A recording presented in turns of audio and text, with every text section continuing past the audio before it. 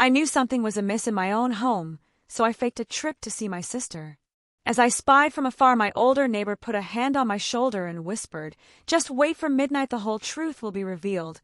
At the stroke of midnight, my breath caught in my throat at what I witnessed. Have you ever wondered just how far the people you love would go for money? I found out when I spied on my own son from across the street and discovered his cold, calculated plot to have me declared insane and steal everything I had.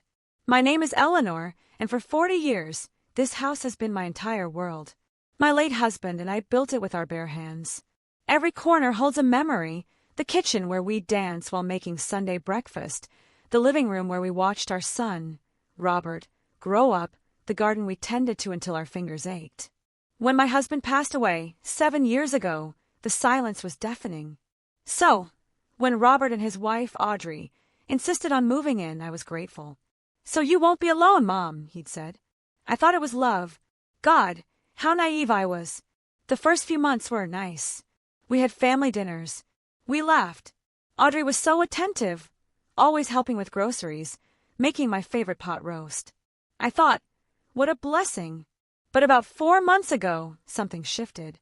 It was like a switch flipped. The smiles became plastic. The conversations felt forced. And then the whispers started. Every time I'd walk into a room, they'd clam up. Robert would shove his phone in his pocket like he was hiding something. Audrey would flash a tight, fake smile and change the subject. "What were you talking about?" I'd ask. "Oh, nothing important, Mom," Audrey would chirp, her voice sounding hollow. "Just work stuff," Robert would mumble, refusing to meet my eyes. Then I noticed other things. The door to my old master bedroom, the one I used for storage after my husband died, was always locked. Always. "Why is that room locked?" I asked one day. Audrey answered way too quickly. "Oh, there's a moisture problem. We just don't want your things to get ruined." A moisture problem? I didn't remember any moisture problem.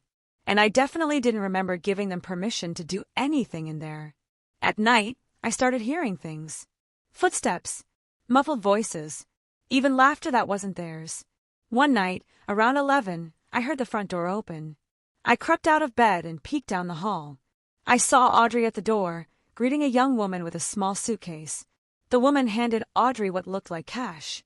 Audrey pocketed it, then led the woman straight to that room, the one with the moisture problem.